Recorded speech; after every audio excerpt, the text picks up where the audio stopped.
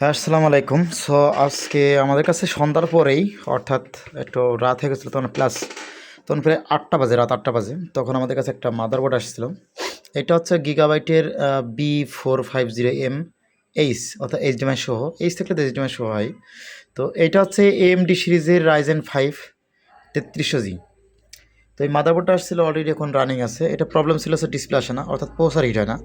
তো processor hit হয় না, এটা আমরা রিপেয়ার করেছি। রিপেয়ার করার পরে আমরা এদের একটা প্রবলেম উনি আমাকে বলছিল যে সেটা হচ্ছে যে মাঝে মাঝে কিছু কিছু ইউএসবি, যেমন এই ইউএসবিটা টোটাল কাজ করে প্রপারলি, বাট এই দুইটা মিডিয়া টোটাল সাইডটা, এই দুইটা এবং এই দুইটা, এই সাইডটা ইউএসবি প্রপার কাজ করে না। মাঝে মাঝে পাই, একবার পাইলেও পরবর্তীতে আর পায় না, এইসব প্রবলেম ছিল।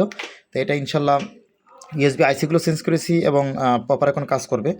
এখন আমাদের কাছে এই যে এখন প্রপার কাজ করবে ইউএসবি, প্রতিটা ইউএসবি এখন কাজ করবে। আমি যদি আপনাকে দেখাই, পুরোটা উপরে লাগাই, প্রতিটা ইউএসবি এখন কাজ করবে,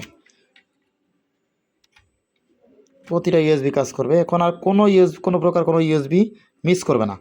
তো আমাদের কাছে এটা রিপেয়ারের জন্য আসছিল, প্রপারভাবে আমরা রিপেয়ার করেছি ইনশাল্লাহ। এখানে ডিসপ্লে দেখছেন, ডিসপ্লে আসছে আমাদের কাছে, এটা প্রপারভাবে ডিসপ্লে আসছে একদম। সাইদুজ্জামান ভাই, একজন ভাই আছেন, উনি বাসা ঝিনাইদহ, বাট উনি ফরিদপুর থাকেন মেবি। তো উনি আমার কাছে আসছিলেন, উনি অন্য কোথাও এই বোর্ডটা দেখায় নাই। ওনার যে প্রবলেম ছিল তার জন্য এসএসডি সহকারে, ওনার সিগনেচার দেওয়া আছে এসএসডি সহকারে এবং গ্রাফিক্স কার্ড সহকারে। ওনার এই যে প্রসেসরটা হচ্ছে আপনার এফ সিরিজের প্রসেসর, যার কারণে আসলে এটা গ্রাফিক্স কার্ড ব্যতীত এটা ডিসপ্লে আউট হয় না। তো এটা গ্রাফিক্স কার্ড শো আনছে, আমরা এটা প্রপারভাবে সার্ভিস করেছি।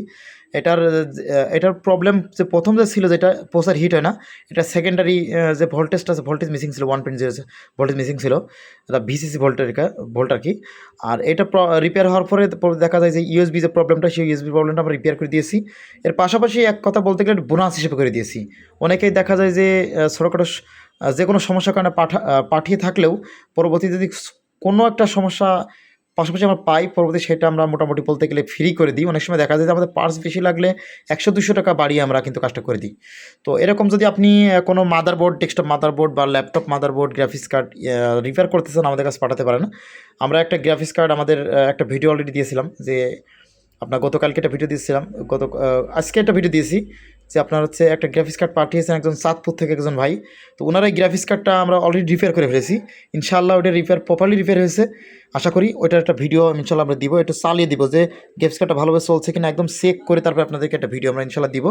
তো আশা করি আমাদের পাশে থাকবেন, এবং এটা আমি শাটডাউন দিয়ে দিই, আমাদের পাশে থাকবেন এবং আমাদেরকে সাপোর্ট করবেন, ভিডিওটি শেয়ার করে সবাই দেখার সুযোগ করে দেবেন। আর অবশ্যই আমার চ্যানেলটি সাবস্ক্রাইব রাখবেন, লাইক দেবেন, কমেন্ট করবেন। কমেন্ট করলে আমাদের আসলে অনেক ভালো লাগে। আর কুরিয়ারের মাধ্যমে কিন্তু আপনারা চাইলে আমাদের কাছে প্রোডাক্ট পাঠাতে পারেন সার্ভিসের জন্য, অথবা আপনি সরাসরি আসতে পারেন আমাদের কাছে। আমাদের কাছে অনেকেই সরাসরি আসে, সরাসরি এসে কাজ করে নিয়ে যাচ্ছে। তো সবাই ভালো থাকবেন, আল্লাহ হাফেজ, সবাই সুস্থ থাকবেন।